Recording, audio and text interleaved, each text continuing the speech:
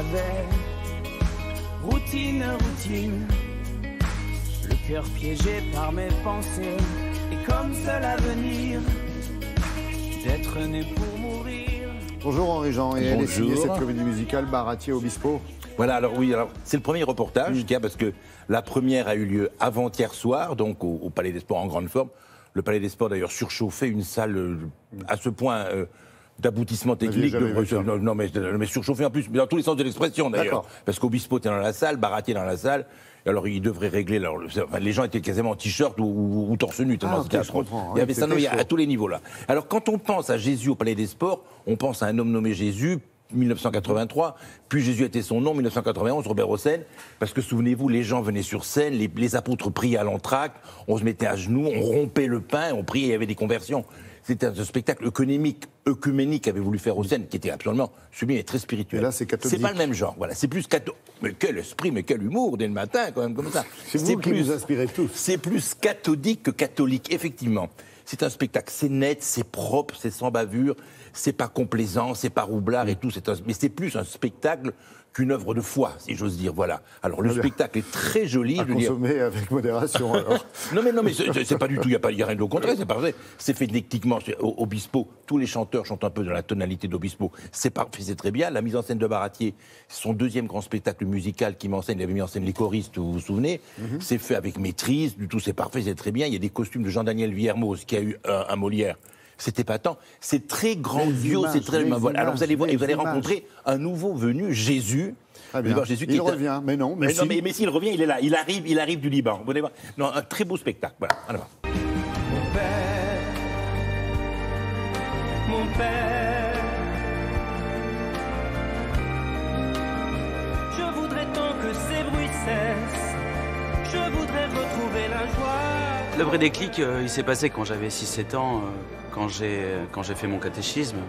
Donc il y a des choses qui restent, un petit peu comme des odeurs, des endroits. Je pense que ça vient de là, et puis ça a mûri. Il y a eu les 10 commandements, il y a eu Adam et Ève, et puis j'avais envie de faire quelque chose de vrai, de sobre, de pur. D'où la demande à Christophe Baratier qui a accepté. Je n'étais absolument pas capable de faire une mise en scène sur Jésus. Mais la musique, j'ai eu un peu la prétention de pouvoir éventuellement m'y essayer. Donc j'espère que ça va plaire aux gens.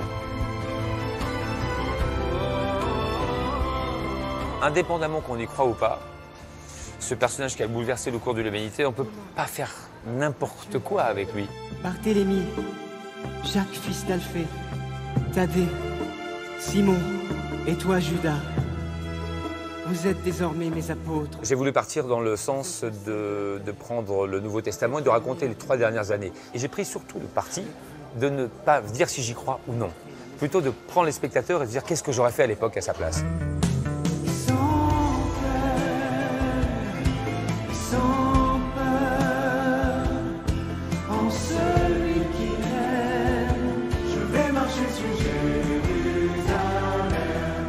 J'ai été appelé par Bruno Berberès qui m'avait dit qu'il avait fait écouter à Pascal Obispo une chanson de moi et que Christophe Baratier a vu le physique et qu'il croit que je pourrais quand même incarner Jésus. Alors à ce moment-là, je suis venu du Liban, spécialement en France, pour passer des séances de studio avec Pascal et ils ont réfléchi pendant 1 an et demi quand même, c'était pas évident. Et en fin de compte, j'ai été élu pour jouer le rôle de Jésus. Le miracle, c'est la vie qui nous soigne.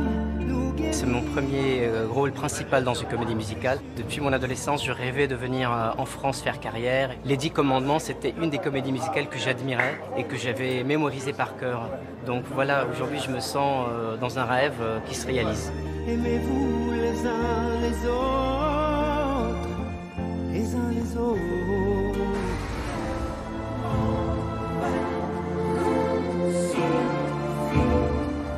Énormément de challenges quand même dans ce rôle, dans la présentation de rôle, parce qu'il faut faire un vrai jonglage entre Jésus, l'humain, l'homme, et Jésus, l'image du Christ iconique.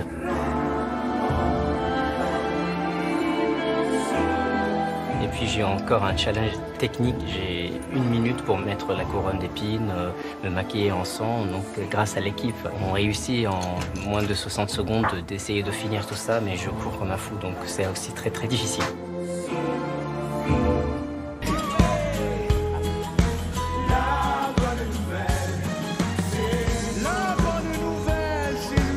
Ma plus grande croyance, c'est la musique, parce que grâce à la musique, j'ai pu faire des choses. Et donc je continue à essayer d'en faire, et avec Jésus, on essaye de continuer à délivrer, comme je disais, un message d'amour pour, encore une fois, et comme lui, essayer de faire bouger des lignes. Alors ça s'appelle Jésus de Nazareth à Jérusalem, les 3 dernières années de la vie du Christ, un spectacle d'amour et de tendresse qui a priori est au Palais des Sports jusqu'au début du mois de décembre. Ils aimeraient aller jusqu'après les fêtes. Anne Silla, voix magnifique, qui fait la Vierge Marie, Anne Silla magnifique. C'est fini pour vous tout.